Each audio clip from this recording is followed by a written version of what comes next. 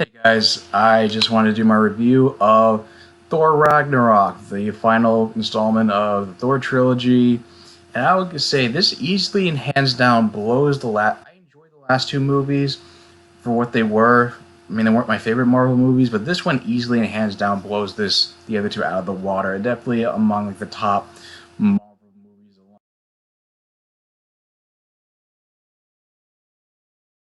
Avengers or Civil War. Like this is like one of the best Marvel movies they've come up with, for sure. Somewhere like top five. Um,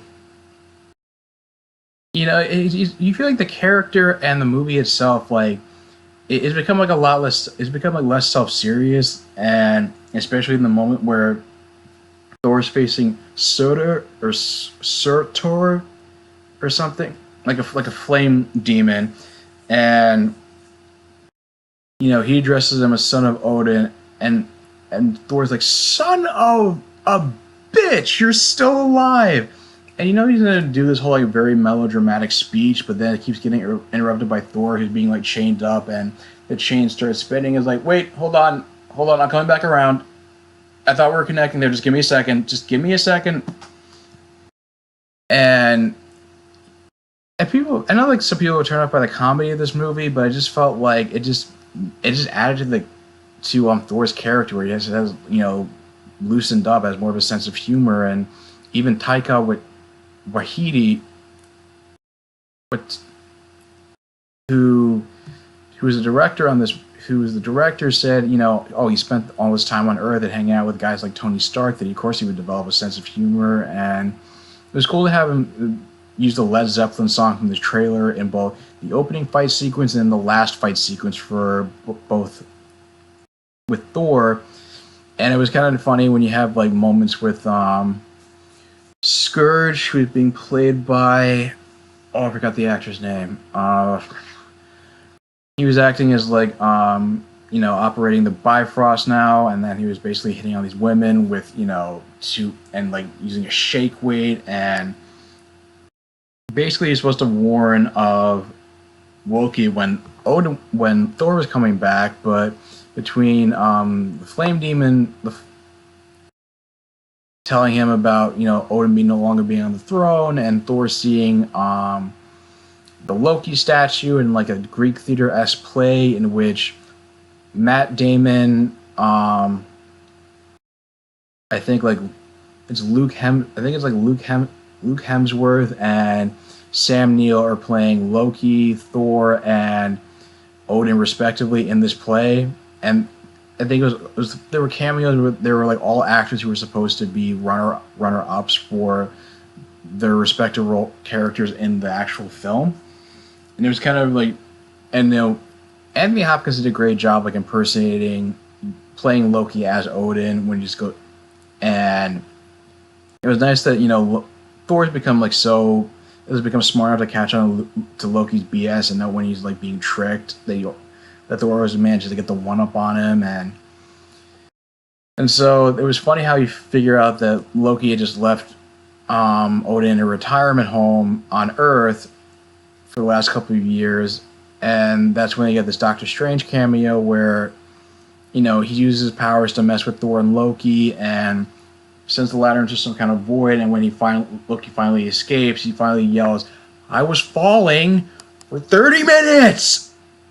And then they find Odin in Norway, who, because he was on Earth, that he's so slowly dying of old age, and that's led to Hela, the goddess of death, returning, who turns out to be Odin's firstborn, who he banished because it turns out that his conquest of the Nine Realms were based on were founded on like bloodshed, and Hela was his executioner and a right-hand woman, and then he decided that he wanted to be a more benevolent king, and Hela's ambition became too great that Odin banished her away.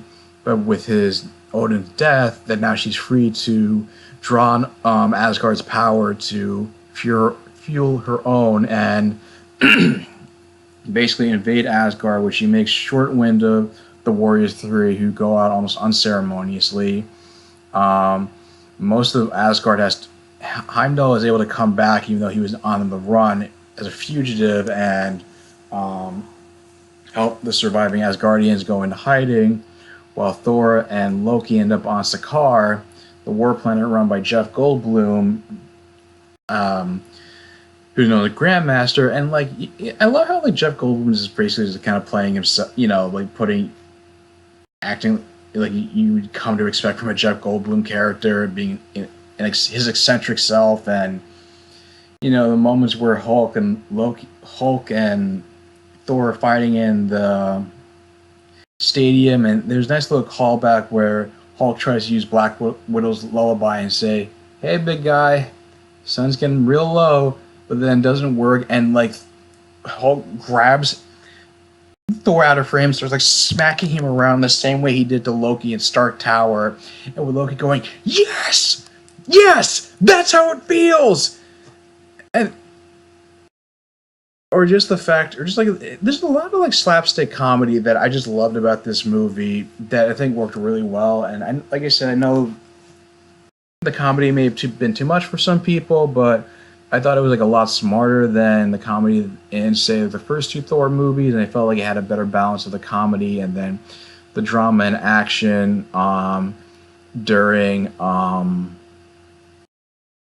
than say compared to Iron Man 3 or Guardians of the Galaxy 2. Because like there wasn't like too much, I wasn't like too many like jokes or stuff like that going on when the serious stuff related to Hela was concerned. It was all relegated to mostly Sakaar. Or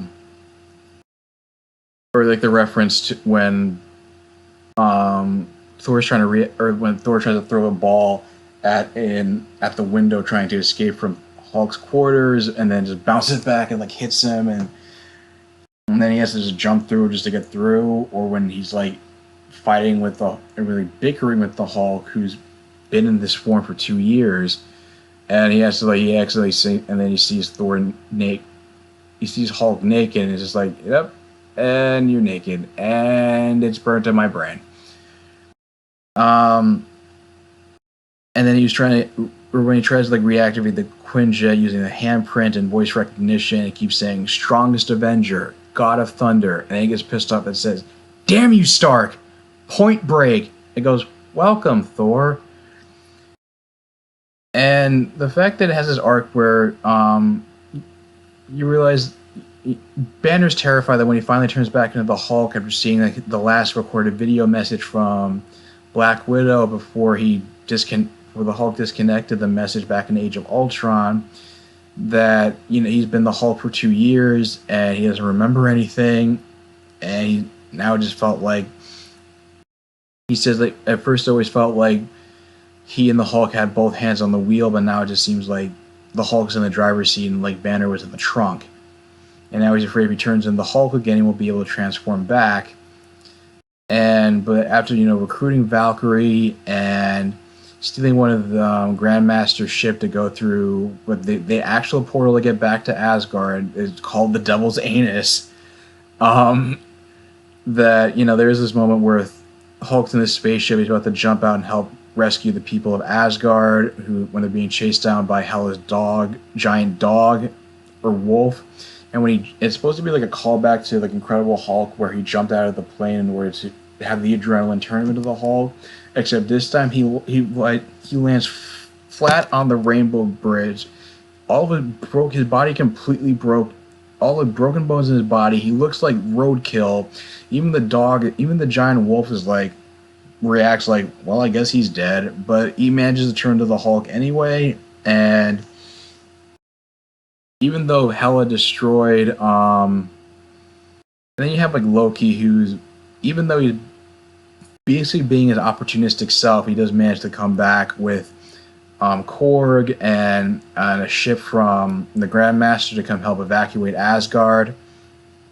And like I say, Korg is probably one of the definitely a breakout character, not only from this movie but probably in the MCU.